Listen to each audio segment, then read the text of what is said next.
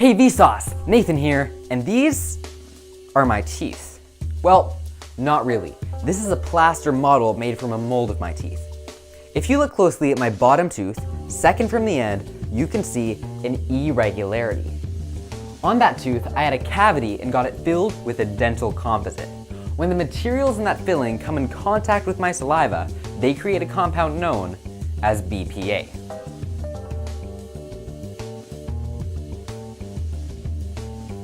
BPA was invented in 1891 by Alexander P. Dyanin, a Russian chemist. It was first made by combining the two organic compounds, phenyl and acetone. BPA was first used for synthetic estrogen, and later in World War I, it was used for poisonous gases. In the 50s, scientists created a plastic known as polycarbonate using BPA. BPA typically comes in the form of powders or flakes, and its color ranges from white to light brown. Also, since BPA has two phenyl rings, it is an aromatic substance, so it smells pretty good. BPA is also highly combustible and moderately flammable. 10 years ago, the inside of this can would have been coated with epoxy, a resin made from BPA. This epoxy protected the contents of the can from external bacteria and from the leaching of metals. That's a good thing, or is it? We'll get back to that later. So what else is BPA used for? BPA is the monomer of polycarbonate, which is a widely used plastic. It is used because it is extremely strong, lightweight, temperature resistant, and cheap, all great qualities for a material to have. As a matter of fact, polycarbonate is so strong that it's used to create police shields, bullet-resistant windows, safety glasses, as well as CDs and DVDs. We conducted an experiment to see how many pennies a DVD can hold before they broke. We got all the way to 2.2 kilograms of pennies before they stood off. This just shows BPA's strength and potential. This is also why BPA is used to create baby bottles. Babies can do whatever they want with them and they won't break. Material that is used in the dental offices, the composite resins, can have very little trace amounts of BPA, which is not the main ingredient. It's mainly as a kind of byproduct when the resin is made. Then there are some trace materials that are BPA in dental sealants or composites. This is all the good aspects of BPA. However, for some products, it's been taken off the shelves.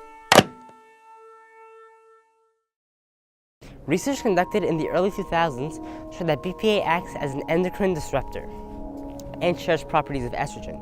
When consumed by adults, BPA may affect sperm count, result in deformed babies, and cause other reproductive issues. For young children and teenagers, BPA could affect their brains, behavior, and development. Heavy stuff. When parents first found out that their baby's bottles might stunt their growth, a huge fuss erupted, and many stores promised to stop selling BPA products. Other research linked BPA to breast and prostate cancer, as well as heart disease and obesity.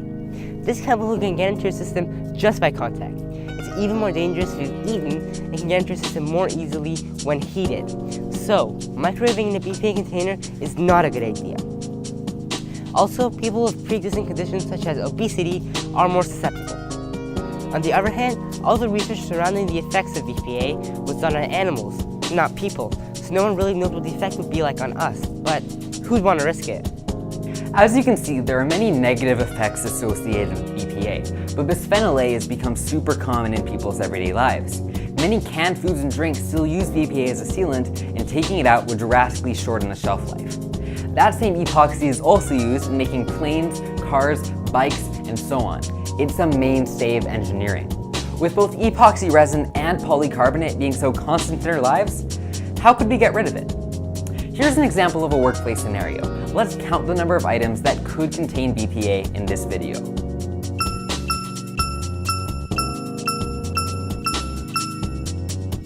That's a lot of BPA, but what about my teeth? The dental products where they actually don't leach out into the system because you need really high temperatures for the BPA to start leaching out. Well, I guess all is well.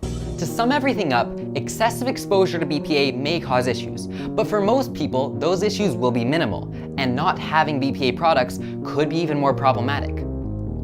For some products, there are alternatives to bisphenol A. They may be less efficient and effective, but technology is advancing every day, and one day, there may be a new compound similar to BPA that is both efficient and harmless. As the physicist Edward Teller said, the science of today is the technology of tomorrow. And as always, Thanks. Thanks. thanks for watching.